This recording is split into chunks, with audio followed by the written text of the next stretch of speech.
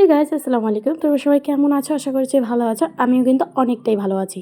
তো আজকে আরেকটা নতুন জায়গায় নতুন মানে পার্লারে দেখতেই পারছো। হ্যাঁ বন্ধুরা, এটা হচ্ছে পার্লারে যাওয়া মানে দেখেই তো বুঝতে পারছো কিছু না কিছু নিজেকে চেঞ্জ করা বা অন্য কাউকে চেঞ্জ করা কী ব্যাপার, সেটা কিন্তু কন্টিনিউ তোমরা যদি দেখো দেখতেই পারবে এবং বুঝতেও পারবে। ঠিক আছে বন্ধুরা, তার জন্য কন্টিনিউ দেখো। কিন্তু সকালে উঠে কাজ বাজ সেরে রান্নাবান্না করে যা বেরিয়ে পড়েছিলাম পার্লারের দিকে, কারণ আমার যা করাবে স্ট্রেটনিং করাবে আমার যা, তাই জন্য কিন্তু আমাকে কাল রাতে বলেছিল যে আমি হেয়ার স্ট্রেটনিংটা করাবো, তো আমাকে নিয়ে চল তোদের ওখানে, তোর যে বেস্ট পার্লারে কাজ করা সেখানে। সকালবেলা উঠেই কিন্তু আমি বেরিয়ে পড়লাম আমার যাকে নিয়ে। তো স্ট্রেটনিং করতে দেখো বসে পড়েছে, ওর ইচ্ছে হয়েছে দেখে ও স্ট্রেটনিং করছে, সেটা ওর ব্যক্তিগত ব্যাপার। তো স্ট্রেট করবে বলে আমি তো ওকে নিয়ে চলে এসেছি, কিন্তু আমি ভিডিও করছি, নিজে কিন্তু করব না করব সেটাও তোমরা এই ভিডিওটা কন্টিনিউ দেখলে বুঝতে পারবে। তো চুলগুলোকে প্রথমে সেকশন করে নিচ্ছে, কম করে নিচ্ছে, তারপরে কিন্তু হেয়ার স্ট্রেটনিং প্রসেসটা শুরু করবে। প্রথমে কিন্তু হেয়ার ওয়াশটা হয়ে গেছে অলরেডি, হেয়ার ওয়াশ হয়ে ড্রাই করে ফেলেছিল, ড্রাই করে কম করছিল এবং দেন ক্রিম অ্যাপ্লাইয়ের সময় এসে পড়েছিল। ক্রিমটাকে প্রথম প্রসেস যেটা হচ্ছে ক্রিম অ্যাপ্লাই করতে হবে হেয়ার ওয়াশের পরে, ড্রাই করার পরে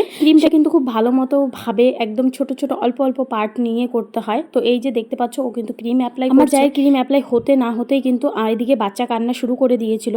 তো ও ক্রিম অ্যাপ্লাই করতে থাকবে, তার মধ্যে আমি কি করছি সেটা তোমাদেরকে দেখিয়ে দেবো। ওই সময়টা দুটো বাচ্চা যায়, দুটো বাচ্চা নিয়ে যে কিভাবে আমি মেনটেন করেছিলাম এতটা টাইম, তো হয়ে গেছিলো অনেকটা বোর। আরিশা আয়েশা দুজনই, তো দুজনকে নিয়ে আমি তো তোমাদেরকে দেখিয়ে দিচ্ছি দুজনকে। এই যে হচ্ছে আরিশা আর হচ্ছে আয়েশা, দেখো দুজনই ওর কোলে। এই দুজনকে নিয়ে আমি মেনটেন করতেছিলাম পুরো সময়টা। তো তারপরে বললাম চলে যাওয়া যাক অন্য জায়গায়। অন্য জায়গা বলতে কোন জায়গার কথা বললাম? এই দেখো আমরা টোটে বসে পড়েছি, আমরা যাচ্ছি কোথায় সেটা দেখে তোমরা বুঝতেই পারবে ধীরে ধীরে।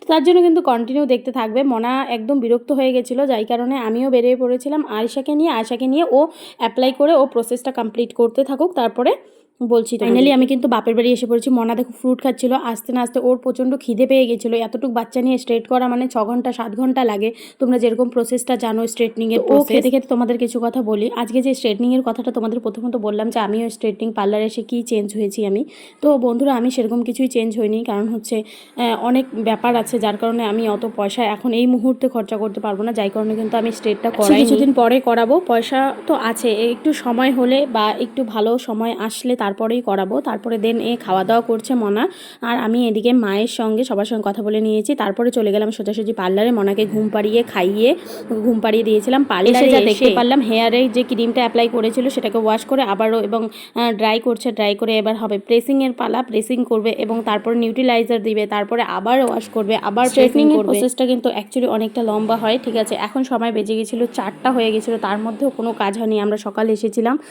কটা 12টার দিকে, দুপুর 12টার দিকে সোজাসুজি আমি তোমাদেরকে নিয়ে গেলাম প্রেসিংয়ের দিকটা। এই যে প্রেসিং করছে দেখো, দেখতে লুকটা কিন্তু টোটালটাই চেঞ্জ হয়ে গেছে। তো কতটা ভালো লাগছে, খুবই ভালো লাগছে দেখে। আর আমারও ইচ্ছে হচ্ছিল যে আমিও করাই, কিন্তু করাবো, যেদিন করাবো সেদিন হয়তো তোমাদেরকে সেই ভিডিওটা আমি শেয়ার করব। আমার জায়ের লুকটাই দেখে এখন সন্তুষ্ট থাকো যে কিরকম লাগছে। তো ফাইনাল লুকটা দেখে নাও যে ফাইনাল লুকটা কিরকম হয়েছে। এই যে ফাইনাল লুকটা কেমন লাগছে বলো। তারপরে এখন ও বলছে থ্রেডিং করবে, তো তারপরে আবার থ্রেডিংয়ের পালায়। স্ট্রেটনিং তো ফাইনালি কমপ্লিট হয়ে গেছে, তারপর ও থ্রেডিংটা করে নিল। এখন থ্রেডিংটা করে নিবে, করে নিয়ে তারপরে আমরা রেডি হয়ে যাবো, একটু মুখ হাত পরিষ্কার করে বেরিয়ে পড়বো বাড়ির দিকে, কারণ আমার শাশুড়ি মা জানে না যে ও স্ট্রেটনিং করছে বা কোনো কিছু। তো আমিও ক্লান্ত হয়ে গেছিলাম, মনাও ক্লান্ত হয়ে গেছিলো, সন্ধ্যা 4টার থেকে 5:30 হয়ে গেছিলো। তো এই দেখো, আর মনাকে গিয়ে আমি বাড়ি থেকে আবারও নিয়ে এসেছিলাম, মনা উঠে কান্না করছিল। তো এই যে আমার যা দাঁড়িয়ে পড়েছে, একটু লম্বা লুকটা দেখো কেমন হয়েছে অবশ্যই কমেন্টে জানাবে তোমরা। আর ও থ্রেডিং করাও শেষ হয়ে গেছিলো। তো টাটা বাই বাই, তোমাদের সঙ্গে দেখা হচ্ছে নেক্সট ভিডিওতে। আর কেমন হয়েছে আজকের ভিডিওটা অবশ্যই কমেন্ট করবে, অ্যান্ড সাবস্ক্রাইব করে নেবে। Bye bye.